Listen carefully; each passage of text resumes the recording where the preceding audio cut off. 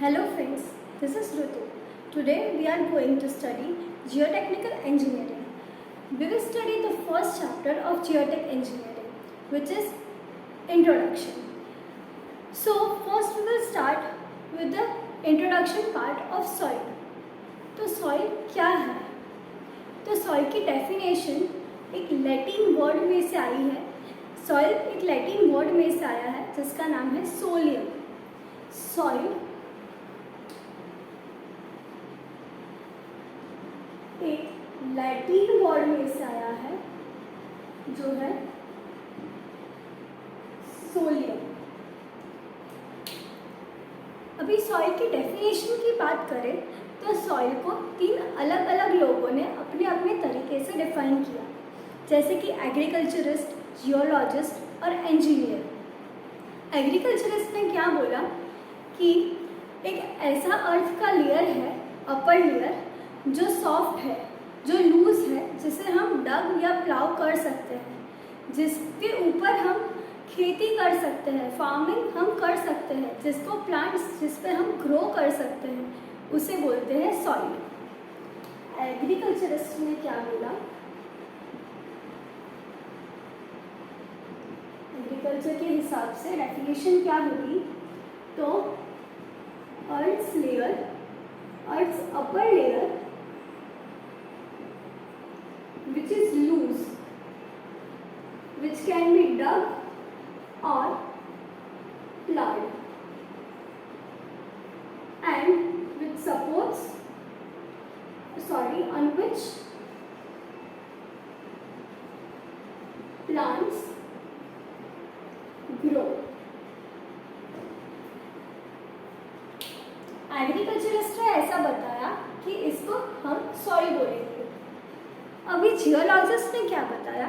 Geologist ने बोला कि सॉइल का, अर्थ का अपर लेयर, अर्थ का एक ऐसा लेयर जो प्लांट्स को सपोर्ट करता है, उसे हम सॉइल बोलेंगे. जियोलॉजिस्ट ने ऐसा बोला कि earth's layer which supports plants,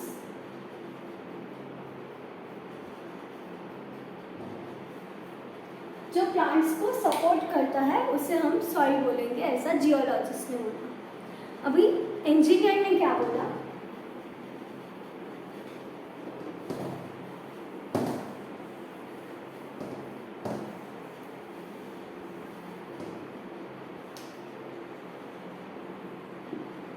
engineer ने बोला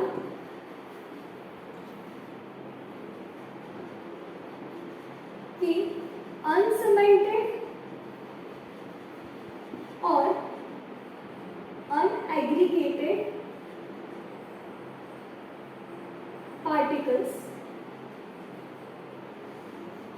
which contains minerals, it can be inorganic or organic in nature,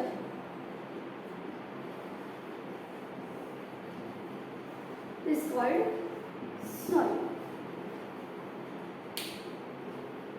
engineer ने ऐसा बोला. And yes, also it forms from the disintegration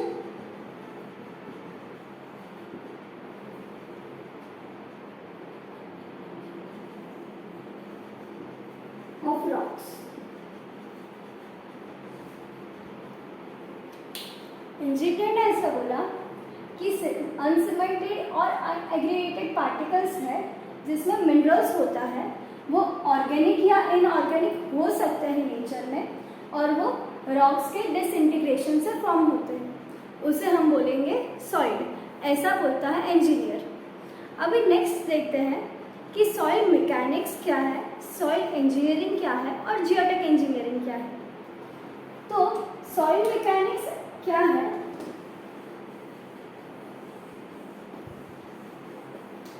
अगर हम सॉइल मैकेनिक्स की बात करें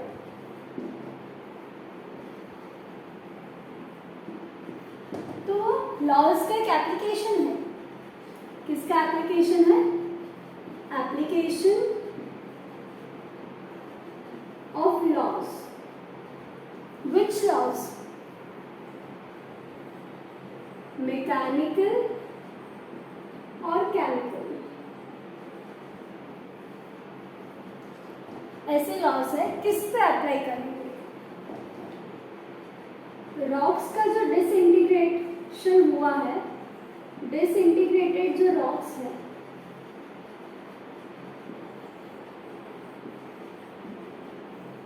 किससे फॉर्म हुए हैं? वो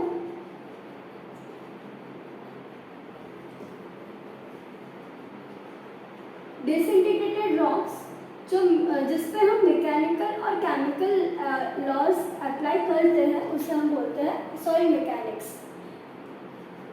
अब सॉइल इंजीनियरिंग क्या है?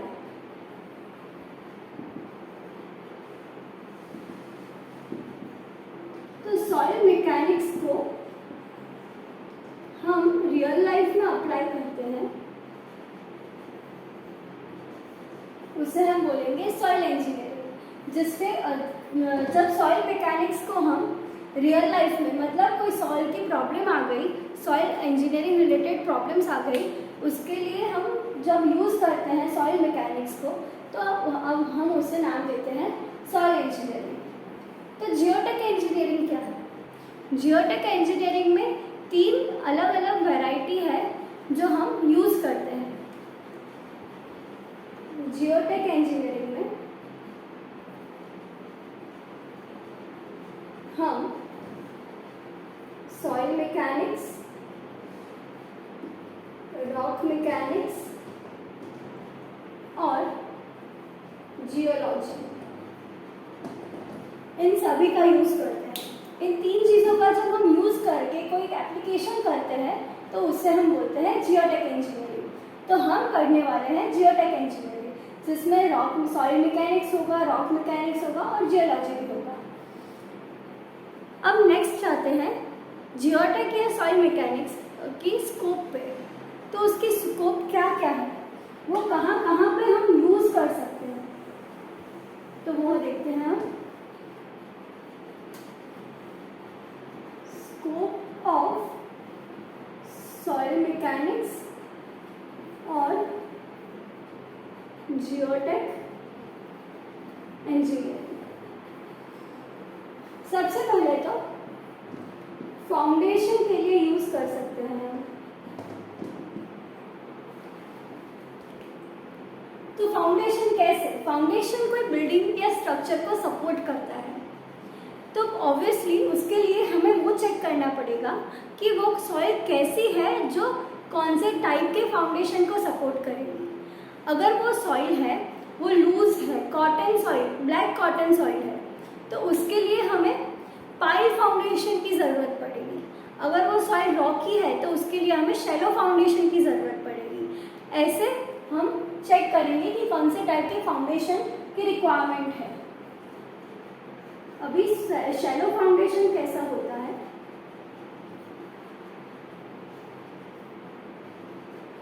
तो उसमें जो डेप्थ होती है वो कम होती है as compare to breadth. The depth will be less than or equal to the breadth. और पाइल फाउंडेशन में क्या होता है? ये ग्राउंड लेवल है और यहाँ पे ये ग्राउंड लेवल है। The depth will be more than the breadth. The depth will be more than the breadth in deep foundation.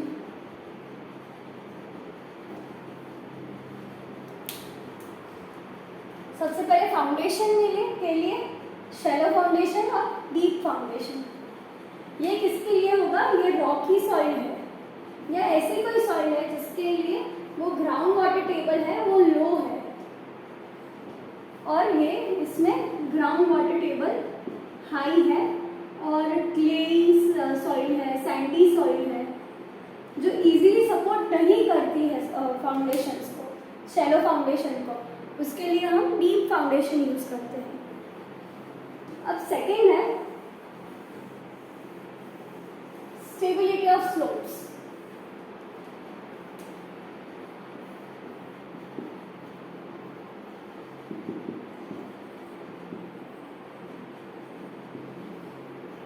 Slope की स्टेबिलिटी क्यों जरूरत पड़ती है?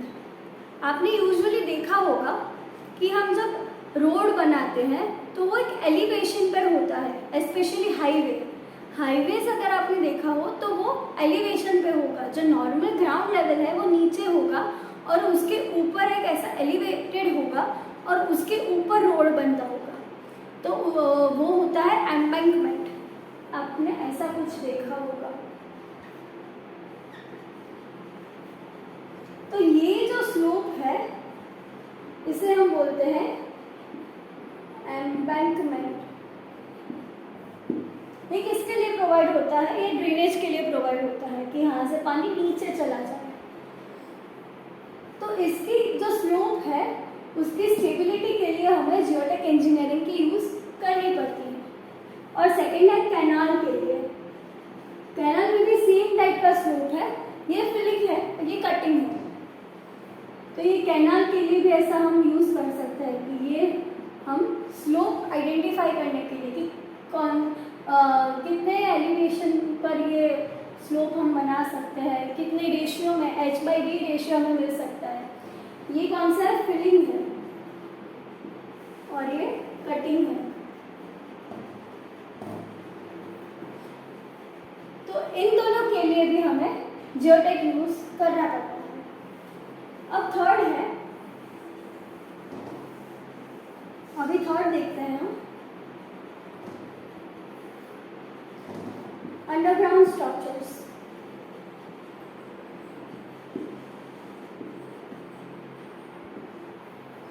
अंडरग्राउंड स्ट्रक्चर्स में क्या आएगा?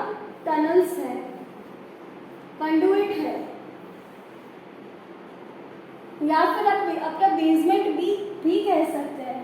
तो इन सब चीज़ों के लिए हमें जियोटेक इंजीनियरिंग का यूज करना पड़ता है। ये टनल्स है, ये कंडुइट्स है। तो अभी नेक्स्ट है पेवमेंट डिज़ाइन। पेवमेंट डिज़ाइन में क्या होता है? हमें अलग अलग लेयर्स बनाने पड़ते हैं डिफरेंट टाइप ऑफ सॉइल के। सबसे पहले सबग्रेड होता है जो हमारी पेवमेंट को सपोर्ट करता है। उसके बाद सब बेस, उसके बाद बेस ऊपर आता है जो ड्रेनेज प्रोवाइड करता है और शॉक एब्जॉर्बर की तरह भी काम करता है। और फिर सरफेस कोर्स जिसमें हम बिट्यूमेन और वो सब यूज करते हैं। तो इन चार अलग अलग कोर्सेज के लिए, इन चार अलग अलग लेयर के लिए हमें अलग अलग टाइप की सॉइल प्रोवाइड करनी पड़ती है और वो भी डिपेंड करता है कि उसके नीचे की सॉइल कैसी है। तो उसके लिए भी हमें जियोटेक यूज करना पड़ता है। और एक और चीज़, इसके ऊपर कितना लोड आएगा, कितना ट्रैफिक पास होगा, इन सभी चीज़ों को एनालाइज करने के बाद हम ये पेवमेंट बनाते हैं, जिसके लिए भी हमें जियोटेक का यूज करना पड़ता है। नेक्स्ट है रिटेनिंग वॉल्स, रिटेनिंग स्ट्रक्चर्स।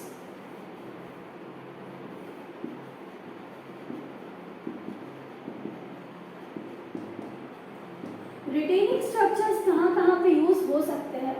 सबसे पहले तो स्लोप के लिए, यहाँ पे कोई रास्ता जा रहा है और यहाँ पे कोई ऐसी हिल है, तो ये हिल गिर ना जाए इसके ऊपर, इसके लिए हम ये यहाँ पे ऐसे रिटेनिंग वॉल या फिर ऐसे नेट जैसा, मैश जैसा लगा देते हैं। फिर नेक्स्ट है कि हम बेसमेंट बना रहे हैं, तो उसके लिए भी यहाँ पे एक रिटेनिंग वॉल, डायफ्राम वॉल ऐसा कुछ हम बना देते हैं कि जिससे वो यहाँ पे गिर के आ ना जाए। फिर है हम कैनाल्स और वो सब के लिए भी यूज़ करते हैं कि यहाँ पे आना जाए। फिर वो डैम्स के लिए, ऐसे कई सारी चीज़ों के लिए हम रिटेनिंग स्ट्रक्चर्स यूज़ करते हैं।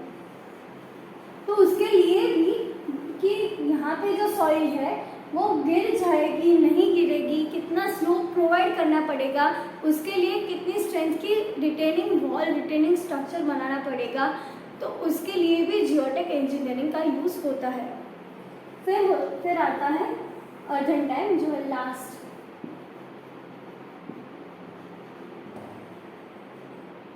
अर्दन डैम बनता है सॉइल से। अर्दन डैम पूरा सॉइल से ही बनता है, तो उसके लिए भी बट ऑब्वियस है कि हमें जियोटेक इंजीनियरिंग की यूज़ करनी पड़ती है, क्योंकि वो ऐसा डैम है तो पूरा बनता है सॉइल से। तो हम इसके लिए भी जियोटेक का यूज़ करते हैं, क्योंकि इस साइड पानी होता है, इस साइड नहीं होता। लेवल डिफरेंस बहुत हाई है, इसका हेड बहुत हाई है, इसलिए हम जियोटेक का यूज़ करते हैं। सो फ्रेंड्स, आज हमने सीखा डेफिनेशन ऑफ सॉइल। 3 अलग अलग लोगों ने अपने तरीके से सॉइल की डेफिनेशन दी, एग्रीकल्चरिस्ट ने, जियोलॉजिस्ट ने और इंजीनियर ने। फिर हमने देखा सॉइल मैकेनिक्स और इंजीनियरिंग और जियोटेक इंजीनियरिंग, इन तीनों को उसका यूज़ कैसे होता है। और लास्ट में हमने देखा स्कोप कि जियोटेक इंजीनियरिंग का हम किन किन चीज़ों में यूज़ कर सकते हैं। अगर आपको ये वीडियो अच्छा लगा है तो आप लाइक, शेयर और सब्सक्राइब ज़रूर करें। Thank you.